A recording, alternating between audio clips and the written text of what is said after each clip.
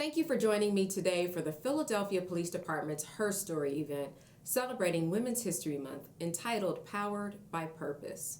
Today we have a powerful trailblazer joining us. Madam Loretta Lynch, she is the 83rd Attorney General of the United States. Appointed under President Barack Obama, Madam General served from 2015 to 2017, overseeing more than 100,000 employees across numerous agencies and offices, including 93 U.S. attorneys, and major investigative agencies including the FBI, the ATF, the U.S. Marshal's Office, and the DEA, amongst others. Her legal career has included both private law practice and public service, including three presidential appointments. Madam General has impressively put in the hard work and has risen through the ranks, serving as a chief assistant, chief, deputy chief, and an assistant U.S. attorney. Having returned to private practice, she is a partner in the Paul Weiss Litigation Department. She received her JD and her bachelor's in American Literature from Harvard University. And I want to say emphatically that this woman is a shero, and her contributions to law enforcement continues to be a motivating factor in my career. Please welcome Madam Attorney General Loretta Lynch. We're all clapping virtually. Thank you so much for being here with us today and taking so much out of your busy schedule. I want to go ahead and just jump right into some questions and get to the nitty-gritty. Is that okay? Absolutely. And Thank you so much for having me. Thank you. Thank you. Oftentimes we find that powerful women, particularly women of color, are in the midst of powerful movements. And, we're asked to wear many hats, and folks don't realize that we bring many different perspectives to the work that we're doing. And sometimes we're being asked to choose or pick sides when it doesn't work that way, when we're born with so many different qualities or traits. In my own experience, sometimes I find that we're put in these positions because folks need particularly difficult work done. How do you navigate through these climates? And what have your experiences been like, as you figure it out, or as you have been figuring it out throughout your professional career? What would you say to other women? Sure. Well, the first thing I would say, first of all, I want to echo my thanks in your having me here and share what a wonderful role model you are for women in law enforcement and women who are in positions of power where we have not always walked. So thank you for your leadership in this area. And you're right. So often women are placed in positions of power at the most difficult times. And you look around and you say, well, there must be something broke that needs fixing because here I am, right? Right. And the first thing I would say to women in leadership roles, whether it's law enforcement or the law in general or any other position, is know that you have everything that you need to get this done. Because usually before women are placed in the leadership role, we have very often been the backbone of these organizations. We have been the ones building teams, building consensus, building bridges. We've been the ones organizing. We've been the ones who essentially have been doing the behind the scenes work for some time. And then when the moment comes, and however it develops, however it happens, you find yourself in that leadership chair. It can be different, it can be lonely, it can be challenging, but actually, I find that women bring so much to the table, echoing what you said in framing this issue, because we often do know our organizations deeply, and we often know them at several different levels. And that's what it takes sometimes to really know how to change an organization, how to bring out the best in people, and how to really drive positive progress. And because often we're new to leadership, we're not really limited by the old mantras of what leadership is supposed to do or supposed to look like. And we've been told all our lives it doesn't look like us, but here we are. Right. So already there's a difference. And so I think women need to embrace that difference. They need to embrace their knowledge. They need to own their leadership and understand that they have everything that they need and more to manage in these difficult situations. And we see this you see it, I'm now, as you noted, back in a law firm. So I spent a lot of time interacting with different corporations and all. And it's been clear for some time, and studies have noted this, that when you take corporate America, and if you have women in the leadership ranks of organizations, and if you have the more women you have on your boards of directors, the better your company does in terms of increasing their bottom line. So there's actually results. There are proven metrics that show the benefits of female leadership. Having a different voice in the room, somebody who knows what it's like not to be heard, frankly, is usually better able to bring other people out and bring those voices out. And everyone's style is different, but there's been enough similarities, I think, in how women move up the ranks and what they bring to the table that often isn't valued, but is incredibly valuable. Thank you. Thank you for that. Yeah, I'll go back to that in a minute, but I think it's so important, the point that you make about bringing your perspective, but also bringing your lived experiences and then having that inform your leadership style. I think that's extremely important, because I find myself, whether it was intentional or not, doing certain things because I know, or I knew what worked for me, as I came up through the ranks in various departments, and being that one in the room, feeling like I had to repeat myself over and over. So now I'm making it a point to ensure that voices are heard when I know something was said at the table and it was overlooked. So thank you for bringing that out. I want to shift gears a little teeny tiny bit and just talk about the things that shape who we are, whether it's our community or our family, again, our lived experiences. And and I think for both of our instances, our parents, our families, and our communities have really molded us into who we are and who we are today. Hearing your family story and knowing what you've done in New York, in our country and internationally, we just talked about how you just came back from Poland. I can't help but to think that at least part of what drove your career is a deep desire for social justice, which is much like me and my experiences. As Attorney General, you've tackled some very difficult civil rights cases, such as the Eric Gardner case and Abner Louima. You also served as special counsel to the prosecutor at the International Criminal Tribunal for Rwanda. What drives you to take on these important and difficult issues? I mean, not even talking about the cases that you have currently, we won't even go there, right? But what drives you to take on the cases, and what motivates you to remind you that you're walking in your purpose? Sure, that's an excellent question, and I'm so glad you started it off with a focus on family, because I have to tell you that my family's the backbone of everything that I do, and they just mean the world to me. And for my family, it's more as if they also feel like this is just what you're supposed to do, and I'm so grateful to come from a background really of service. My dad, who'll be 90 years old next month, he's 89.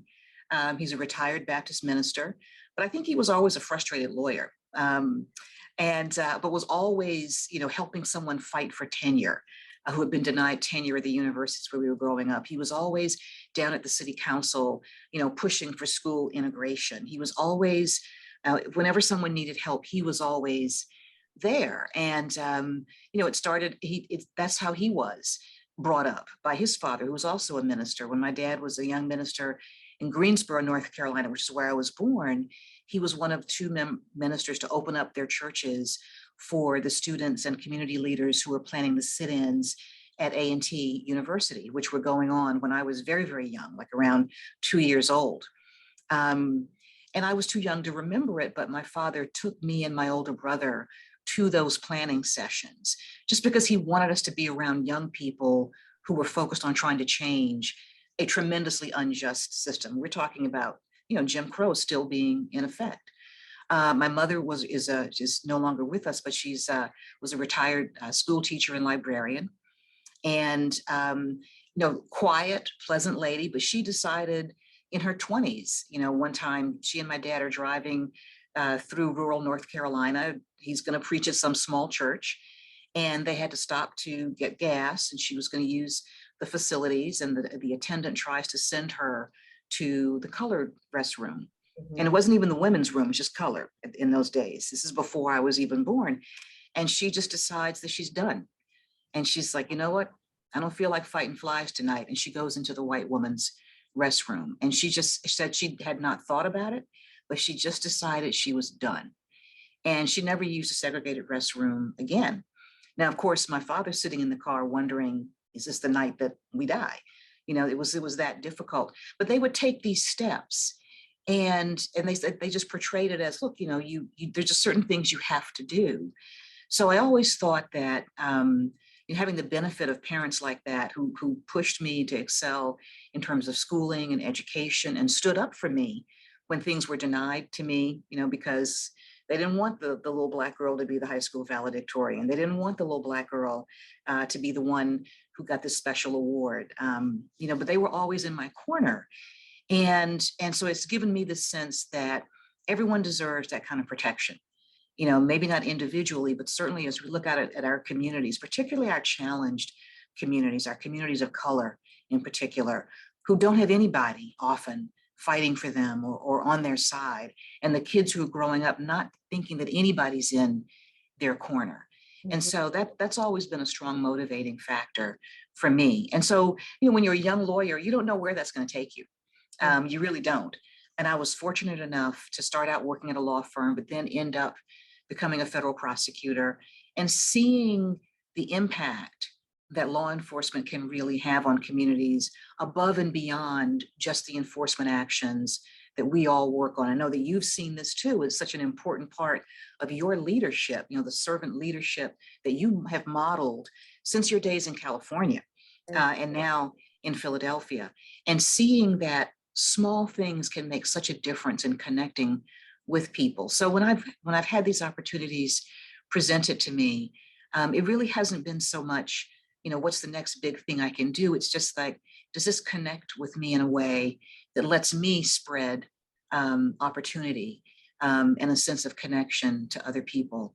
And when you do that, and I've always found, honestly, the things that I've been fortunate enough to do have given me so much more than I think I've given them. You know, I went to the tribunal in Rwanda and I was part of a group of lawyers. We were teaching trial advocacy to the prosecutors there. We made a number of trips back and forth. And then I was asked to do a witness tampering investigation. And there were a number of witnesses who had testified, and some of the genocidaires from the Rwandan massacre had been convicted. And for some reason, that witnesses were recanting their stories. They were changing their stories later on. And the judges were suspicious, and they thought that these witnesses had been paid off. And in fact, they had been. That was what my investigation focused on. But they ended up spending a lot of time talking to people who had survived hell on earth. You know, the genocide in 1994 was a personal genocide where neighbors were turned against neighbors, and people were literally killed with machetes and sticks and bricks. And so talking to people who had survived that, realizing the resilience of the human spirit, gave me so much, you know, as I moved back to New York and into my life. And I think made me again realize that, you know, we can't prevent these atrocities. You mentioned my recent trip to Poland. Yes, I was there recently talking with several refugees and just doing an assessment of that situation for a UN group.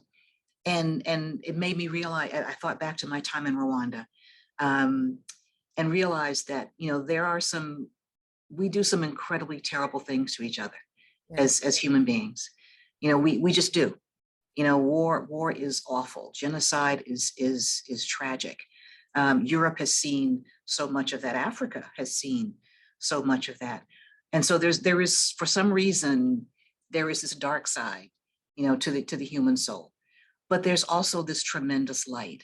Mhm. And so to have had the ability to touch people who, with their own strength, exemplify that has really been a gift to me. It really has been something that has supported me when I've struggled with making difficult decisions and difficult choices. And I actually lean on their strength a lot Wow. as I move through all the different things that I've been fortunate enough to do. I'm glad you mentioned that because I find myself doing the same. You know, when I immerse myself in neighborhoods or communities here, just in Philadelphia, and I see the resilience Yep. and the spirit of hope in these neighborhoods. It really revitalizes me and lets me know that I'm not finished yet. Right. And if they can continue, I'm not saying that every neighborhood is bad, but there's so many pockets here in Philadelphia where they're experiencing something, Yes. whatever it is.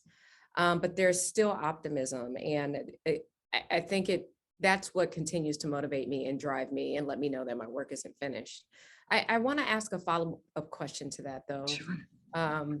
There's a lot that comes with being a first. We're both trailblazers. We're both kicking down doors, and it's because others have held the door open Oh, for us. yeah. And one of the reasons why I wanted to sit with you, and it was so important for me to speak with you, is because you're one of the people that kick down the doors for people like me and for me, very personally. And so when I keep saying thank you, it's not only because I'm appreciative, but it's just an honor and a privilege to spend this time with you today. But I found that being a first, whether it was here in the city of Philadelphia or being a first here in, or not here, but in Portland, Oregon, or even first attaining firsts in my home department in Oakland, California, there's an expectation. And I found that there was an expectation for me to choose. And because we have so many identities, I tell people, I'm the first Black female police commissioner or police chief in the state of Oregon, but I was born a Black female and I happen Yes. to do this. And I found that there was an expectation of me to choose sides, Yes. especially when, and like you, strong commitment to social justice, didn't really realize that I was being veered in the direction of all things having to deal with social justice, but that's where I landed, right? Whether Yeah. through my upbringing or my interactions through high school and then college and graduate school. But when we find ourselves talking about social justice, we're talking about inequities in the criminal justice system. Yep. Obviously, you can't leave race out of that. You can't leave gender out of that. You can't leave class out of that. And because we identify in so many of those realms or in those, Yeah. I don't like to use the term check the boxes because we're not checking boxes. This is who we are. But we identify in so many different areas. I found that there was an expectation for me to choose. So if we're having a conversation about law enforcement specifically, and its impact or a disparate impact on Black and Brown communities, there's an expectation that I'm still not going to be supportive of law enforcement. And I'm speaking in general terms, right? I'm not saying across the board, but it was almost as if, I think of my past experiences that, oh, wow, we have her here. This is new. She's going to be the police chief for only Black people, or she's Yep. going to be the police chief for only women. And, not recognizing or acknowledging that, but I've been in law enforcement my entire adult career. Yes. So I wear many hats and I identify, with many groups. I don't have to choose. And I think, I can see people's brains working or the dissonance saying, well, how could she make this decision? Or how could she be in support of when it was something that might not have looked very good that we've done in law enforcement, but it was still legal and ultimately it was the right thing to do. And now it's, well, you're picking. The first time I Yes. was ever called a race traitor was in Portland, Oregon, to my face, right? Mhm. And I remember being out in the middle of a scene. There was civil unrest, and a woman was yelling at me, "What are little Black girls going to think?" Because Yeah. of the decision that I made that day, which was the right thing to do, but it appeared as though I was turning my back against my own. So again, that there was this expectation that I was supposed to choose. Have you Yeah. ever experienced anything like that? And if so, how have you worked through that? Have you felt the need, like, look, I don't have to explain myself. I've made it in life. Or do you take time to explain the why behind you behind you taking certain actions? But either way, how have you Yeah. worked with that? When you were describing that incident, I was nodding along because that's been my path as well. I think it's for women in law enforcement and particularly for Black women in law enforcement, it is very much an expectation that we're going to be on a side. And that's the biggest thing I think to break down. And certainly I've had people question what I've been doing. You know, I've had people, I remember when I was a young prosecutor, and you mentioned earlier on the Abner Louima case, I was one of the prosecutors on that case. We prosecuted New York City police officers for an incredibly brutal attack on Abner Louima. And I had friends who were, you know, personally good friends of mine say, well, I'm finally proud of what you're doing now. And, you know, I would have discussions with them about it. And I've always sort of, when I was younger, I would get into arguments about it. And then I realized, you know, I need to step back and figure out where is this coming from. Mhm. And so much of it, I think, is coming from a place where, you know, we do represent many different communities. You know, you and I individually have so many different groups within us. You know, it's like that phrase, when and where I enter, I bring, you know, my whole sisterhood with me. And when people have felt shut out for so long, and when they felt marginalized for so long, and you know, they are often teetering between hope and despair. Yeah. You know, the hope that you can make great change, the despair that maybe somebody will harm you. I've had people share that fear with me as well. I'm sure you've heard that too. And then just sort of the deep-seated cynicism of let's not get too optimistic because things might not change. Right. And so I sort of take those incidents as not so much even directed at me anymore, as much as it is people really just expressing a deep pain and a deep sense of mistrust in the system. And when people are coming from that place, there's often very little you can say in that moment that's going to convince them that their worldview is wrong. Right.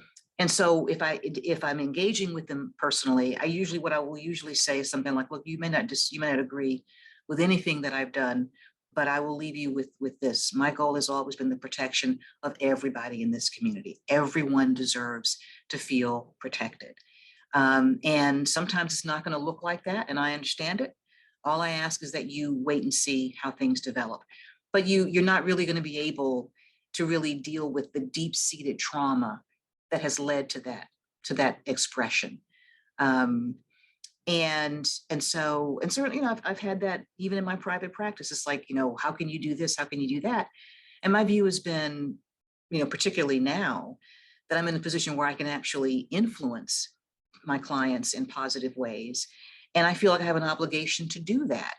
And maybe it'll work, maybe it won't work, but I have an obligation to try, even if someone may think, oh, it doesn't look like that at first. You know, there's usually a longer game to that. And again, people express their concern because they're coming from a place, they're coming from generations of disappointment, generations of trauma, and generations of seeing the cycle, you know, go up and then down. So I view it as that's what they're expressing. And you just have to keep on keeping on. And you'll touch them in some other way.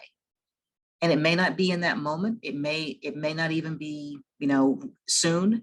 It may take years for people to come around and understand.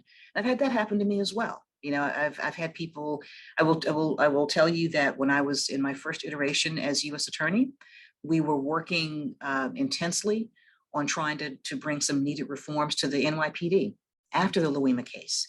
Mm-hmm. And because we were negotiating primarily with Rudy Giuliani, you can imagine how that was going. And I'm here to tell you that Rudy has not changed that much. And it was the end of the Clinton administration. And so we ended up running out of time before we could actually effectuate these changes. And I had people coming to me and saying, we're so disappointed in you.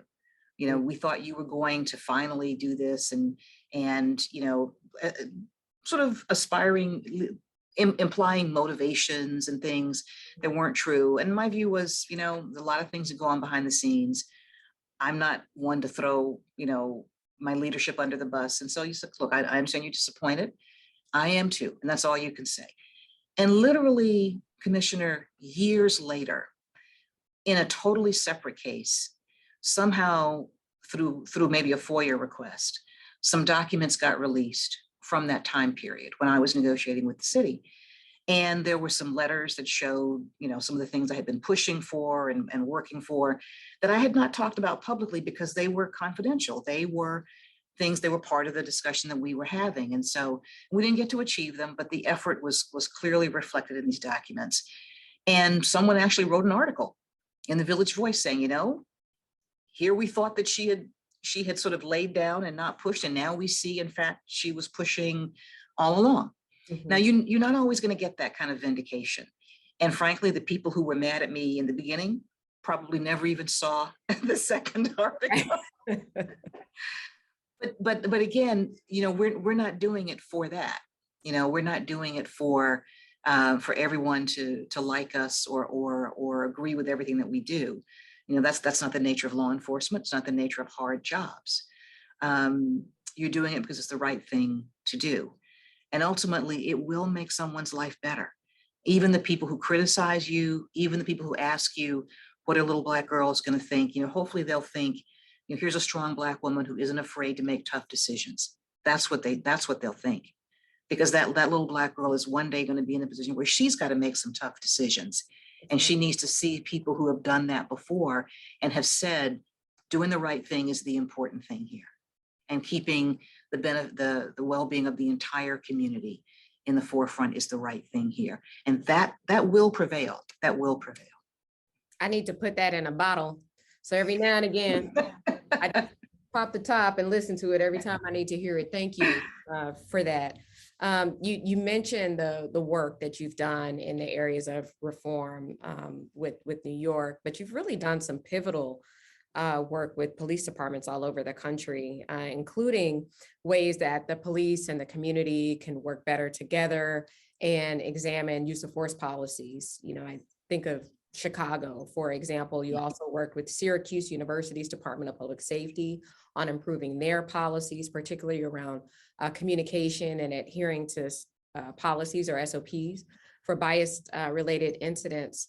I had the privilege of sitting in a meeting with other members of major city chiefs. It was a board meeting where we had the honor of speaking with policy advisors in the current White House administration. And I wanted to make the point, along with my colleagues, that it's important for us to talk about police reform and accountability. Very important. But it's not mutually exclusive. Absolutely. From standing up and supporting law enforcement.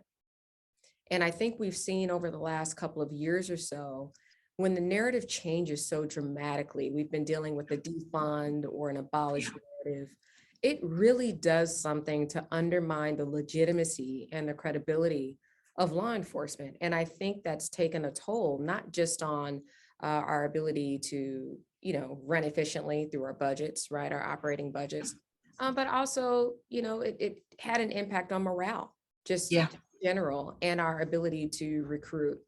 With violent crime increasing in the way that it has been, do you see a nexus between the narrative that we've been experiencing over the last couple of years or so and crime going up? Or is there a way for us to message that we can have reform and accountability while working to address violent crime in a very constitutional way, right? And we have both at the same time. Yeah. I think what you're describing is the challenge of policing today. And it has been a challenge really for some time. I was privileged enough to be meeting with some police chiefs about a year after, maybe about 2 years after Ferguson, and I was down in Dallas, and Police Chief Brown was retiring, and I was at his luncheon, and people were talking about the last couple of years in policing, and I remember he said, who would have ever thought? I was sitting there watching Ferguson like everybody else, and who would have ever thought that tiny Ferguson, Missouri, would come to represent the face of policing across this country? Who would have ever thought that? And so and because of the nature of law enforcement, the tremendous respect that it typically does garner and still does in some communities, but also the great power that it has, and the fact that it represents for so many people very often the only interface they really have with government. Most people don't spend time with the mayor. they don't hang out with the city council, but they see a police officer. They ask him questions, they interact with him, maybe it's positive, maybe it's negative, and they call the police into their homes.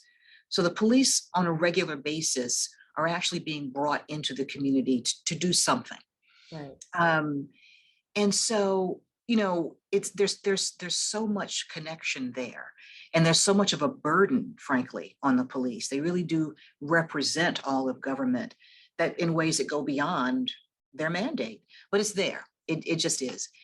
And I just think that it's really important to recognize that for some people, as in many situations, trust is one of these things that is so easily broken.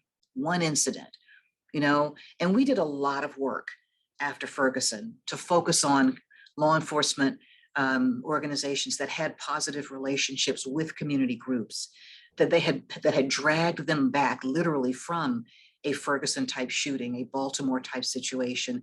They had put in the work, they had built the relationship. And then what happens in 2020? George Floyd, and with that incident, we're back to where we were even before Ferguson.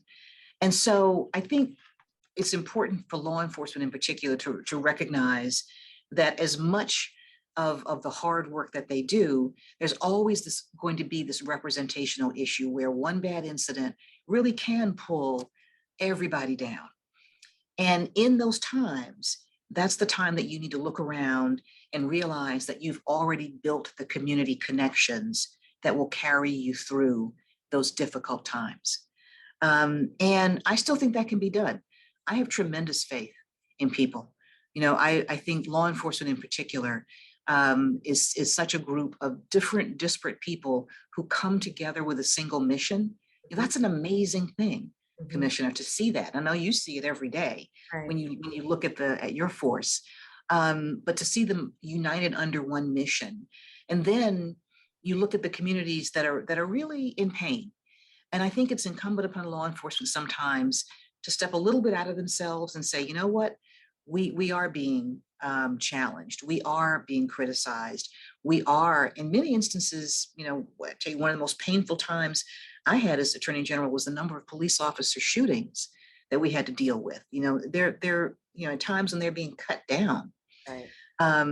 And holding on to that and managing that and dealing with that trauma, but also recognizing that the trauma of the communities that are expressing really some very negative sentiments is just as deep.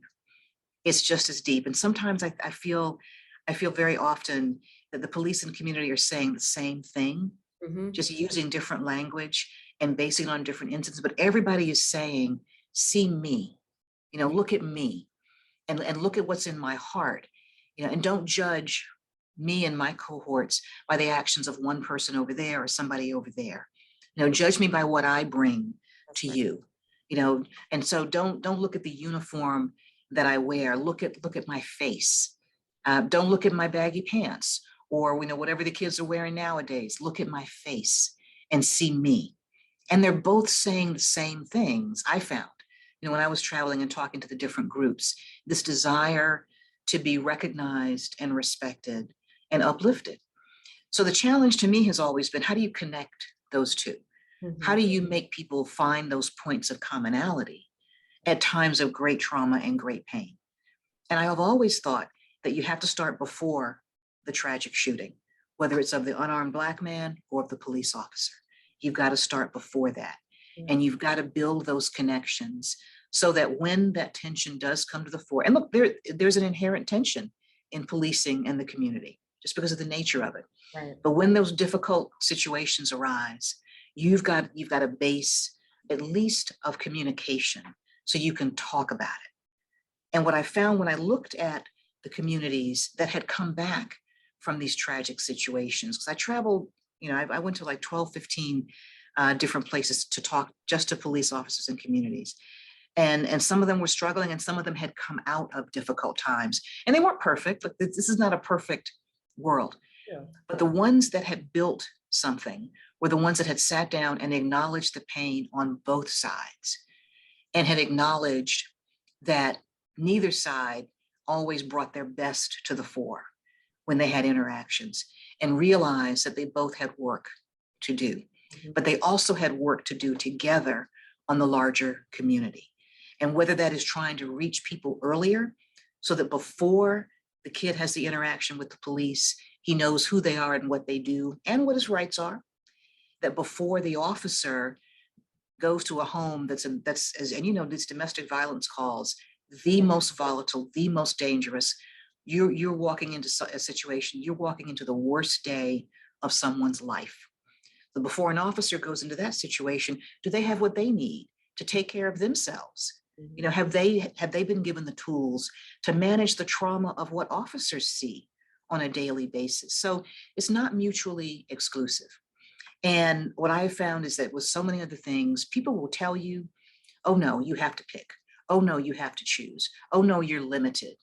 And the best advice I ever got was advice my mother gave me years ago in a similar situation. I think I was at school and somebody was saying to me, oh, you know, Black girls don't do that. You know, you're never going to succeed in there. And I was upset, and I was probably crying to her. And she said, you know, people are always going to look at you and they're going to try and define you. They're going to try and tell you who you are and what you can and cannot do. Don't ever let them. You tell your own story. You define yourself and you chart your own path. And so there's always going to be people out there saying, oh, commissioner, you're on the cops side, or commissioner, oh no, you know, you're on the women's side. And, you know, all I can say is to you and all the other strong women in law enforcement, we have some strong women. We have some awesome women in law enforcement. They are going to save us all. I'm convinced. is you define yourself. You define yourself, and just be clear. I don't have to choose. I don't have to choose, because we all want the same thing. We want everybody to go home safe at night, and we want everybody to feel protected.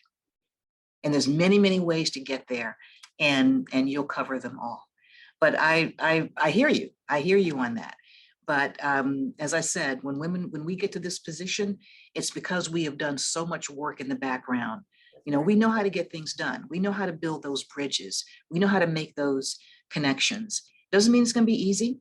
Doesn't mean people aren't going to, you know, try and diminish us.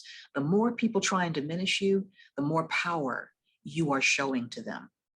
Really quick, lightning round. I'm going to ask you just a handful of questions. Sure. All right. First one. What ideals or beliefs do you want our younger generation to have as you pass the torch? I'd like them to focus on how they can help somebody else. I've always found that, you know, young people have so many challenges today, economic, social, all these things. But whenever you are struggling, the one thing that's guaranteed to make you feel better is to reach out and help someone else. So I want every young person to find some way to do that in their life. Excellent. Do you have a mentor? I've had several mentors in my time. I've been very fortunate. And some of them have been men, some of them have been women. When I was a young lawyer at my very, very first law firm, I was actually fortunate enough, they had a formal mentor program, and I was assigned a junior partner, and we became great friends. He's now a federal judge, and he mentored me through that time period. When I was in the U.S. Attorney's Office, I had a number of mentors who promoted me and supported me. And then the U.S. Attorney right before me, Zach Carter, first African-American U.S. Attorney in Brooklyn, he mentored me and has been one of my biggest cheerleaders, like a big brother to me. So I've had mentors at different points in my career. Okay. How do you, or is this even possible? How do you balance career, your personal life, and your passions? You know, that's the struggle for all women everywhere. And I've come to the conclusion that you balance it by essentially having a focus on each at different points in time. But everybody struggles with that, you know, trying to still be, you know, a good, you know, wife, daughter, sister, mom, and as well as a good lawyer, prosecutor, or police officer is a challenge. It's a challenge. But when you're with whatever of those roles you are, you give it your all and you try and bring your best to it. And you try and make sure that when the real issues come up, that, you know, your family knows you're always in their corner and they have your back. But I'm not sure you can have it all at once. I think you can have it all at different points in time. That's a good answer. Thank you. As a leader, how do you stay mindful of who's at the table and who's missing? What I always find as a leader is I come to my best conclusions when I hear all the different points of view. So I remember the times when I was not yet the leader, but I had something to say and felt either like I couldn't say it or I wouldn't be heard, or what all women have been through. You express a point of view, no one notices it, and then 2 minutes later, a man picks it up and echoes it, and all of a sudden it's the greatest idea Right. anybody's ever heard. Right.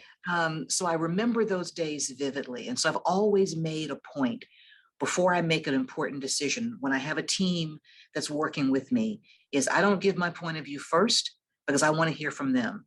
And if I haven't heard from somebody, I go around the room and I will say, I know that this is important to you. I know that you've got some thoughts here. Tell me your views on something. And I'll draw people out before I come to that final conclusion. And you have to be mindful of it. You really have to it has to be a deliberate choice to hear from all the voices in the room. And I've tried to do that throughout my career. Okay, two more. Sure. What's been the biggest barrier you've had to overcome in your life, whether it's personally or professionally, and how did you overcome it? I would say the biggest barrier, and I don't think I'm alone in this, I think it's been having been underestimated. The perception that if you're a woman, you can't be a strong prosecutor. If you're a woman, you can't be a strong advocate. The perception that when I was a young lawyer, when I was a young prosecutor, I started out as a narcotics prosecutor, then I moved into violent crime. And just this perception that, are you tough enough for this? And I would think to myself, do you know what being a woman is like? Right. What do you think? What do you think my world is like? And so that sense of always being underestimated, then I began to realize that was actually a power. That was actually something that I could use to my advantage. So I learned to love it when I was underestimated, particularly in court. But I would say that's the constant thing that I think women have to face throughout their career, and mine was no different. I can definitely relate to that. Lastly, what's on your playlist? What are you listening to nowadays? So I am definitely old school. So my playlist will always have some Earth, Wind, and Fire on it. Always have some Earth, Wind, and Fire. And lately I have even pulled in some Sam Cooke, which predates me even, but I just love the voice. And then Sunday mornings, I will pull up the gospel. I will. I'll pull up some gospel and do some virtual church. And then I will pull up some soft jazz type things and maybe even a little Motown. But I tend to go old school.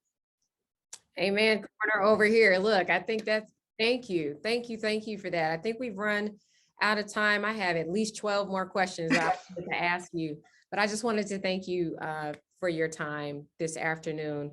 Really, really, really quick, lightning answer.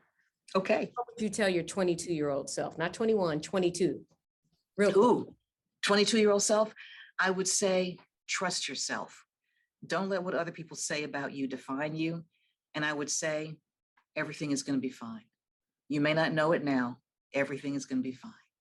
Excellent. Thank you so much. Thank you for joining me this afternoon. I'm looking forward to getting this out to the masses. And again, you are amazing.